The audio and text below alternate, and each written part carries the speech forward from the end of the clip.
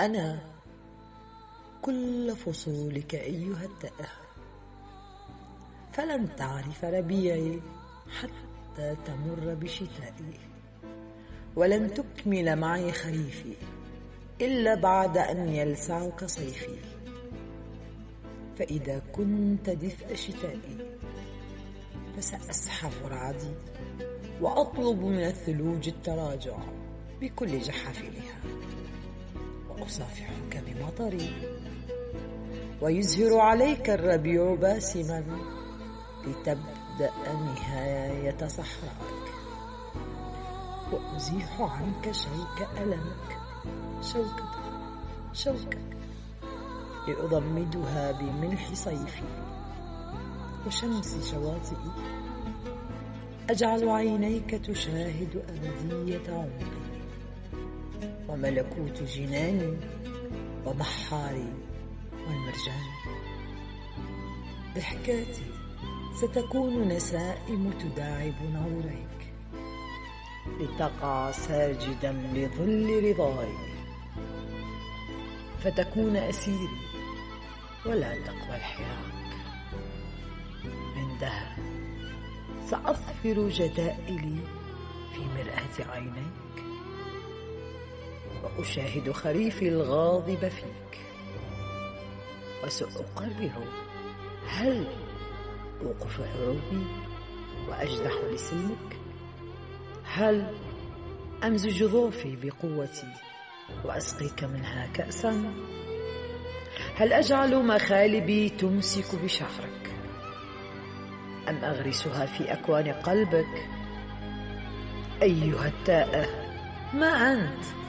استفق وتنفس المسافة الباقية من السكون، لأنني لست مسكينة، وقد انتقيت من خجلك أخشى بنعشك، وصرت واقعا مفروضا يقتلع وطنك من الجذور لأكون وطنك.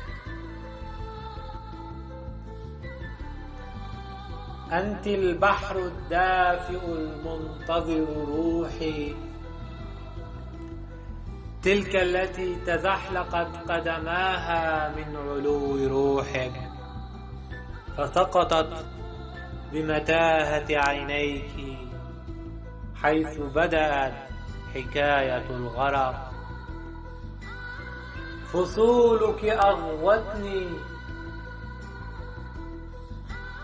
فما بين شتاء دمعاتك وصيف اشتهاءاتك أنايا المنكمشة على ذاتها كظل البلور. هاتفني خريفك المكفهر مبكرا قبل استيقاظ الإصفرار، أخرج لي من عباءته قرص الشمس المتلوي كتلوي شفتي المرتطمة بجدار حلمتيك. ربيعك الشقي خرج كصفار البيض من رحم الغليان، وانتصب جبلا بوجه الرابية. صافحيني بهذيانك الطويل، جددي لي خصلات انتظاري أهزوجة من تعب القبلات. أزهري من حولي، فظهرك العاكس لضوء القمر شتتني، بعثر مدن قلبي وقراها النائية. ضمدي دم الرضاب بضمادة الرعشات، واسبحي في ملكوت جسدي كدلفينة من خيال. حاربي بي سلطة الشتات، وانسفي قطار العمر المتوجه صوب معسكر الموت. باغتي موتي بحضورك المعبود، استقدمي لأجلي جحافل الخلود.